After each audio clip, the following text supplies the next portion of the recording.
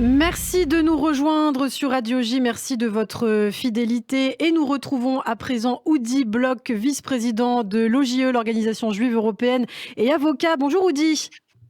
Bonjour Yana. Merci beaucoup d'être avec nous. Et oui, jeudi matin, c'est l'heure de votre chronique hebdomadaire. Alors ce matin, pour commencer, on va revenir sur cette information passée un petit peu inaperçue début décembre et pourtant très importante. Le parquet de Berlin qui a renoncé à poursuivre Mahmoud Abbas, qui en voyage officiel en Allemagne avait accusé, on s'en souvient, Israël d'avoir commis, je cite, 50 holocaustes contre les Palestiniens. Écoutez Ilana, ce qui va sans dire allons mieux en le disant, Mahmoud Abbas est grotesque. Holocauste, génocide contre les Palestiniens, camps de concentration à ciel ouvert, ghetto, j'en passe et des pires, les comparaisons indignes entre la Shoah et le sort des Palestiniens sont vite devenues un grand classique de la propagande pro-palestinienne. Et ceci est ridicule à deux titres au moins. Tout d'abord, parce que les mêmes pro-palestiniens sont souvent des négationnistes acharnés, et or on ne peut pas à la fois prétendre que la Shoah n'a pas existé et dans le même temps accuser les Israéliens de commettre les mêmes crimes contre les Palestiniens, c'est soit l'un, soit l'autre.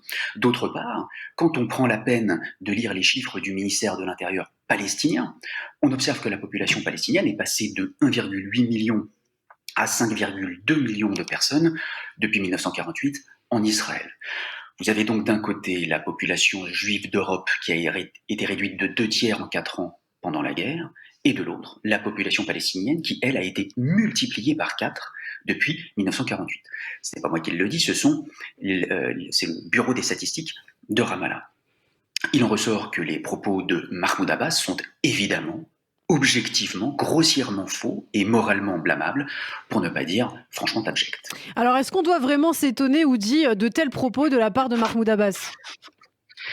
Et non, bien sûr, car comme vous le savez, il est l'auteur d'une thèse d'histoire négationniste obtenue en 1982 et disponible dans toutes les bonnes librairies de Damas, Téhéran ou Le Caire, entre Mein Kampf et les protocoles des sages de Sion. Il y minimisait le nombre de victimes de la Shoah, affirmait que les dirigeants sionistes avaient encouragé la persécution des Juifs et que les chambres à gaz n'avaient pas servi à exterminer les Juifs, en citant une étude scientifique de Robert Forisson en personne. Ça vous situe à peu près le niveau moralité depuis 1982, et conformément à l'adage sur les imbéciles, il semblerait que Mahmoud Abbas n'ait pas changé d'avis, ce qui en soi n'est pas une grande nouveauté. En revanche, tenir des propos aussi outranciers revient à minimiser, à banaliser la Shoah, ce qui est sanctionné par le code pénal allemand. Et pourtant, l'enquête initialement diligentée a finalement été classée sans suite.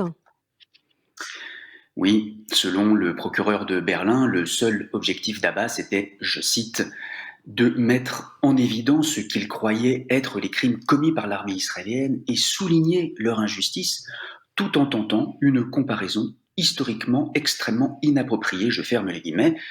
Autrement dit, Mahmoud Abbas n'aurait pas banalisé la Shoah, mais simplement utilisé une hyperbole, cette figure de style qui consiste à exagérer l'expression pour mettre en relief une idée. C'est un peu le guide de l'antisémitisme pour les poètes, voyez-vous. La provocation à la haine devient une paronomase, le négationnisme une litote, ce qui n'augure rien de bon, vous en conviendrez. Toutefois, le parquet général allemand semble s'être saisi de ce dossier, donc tout n'est peut-être pas perdu.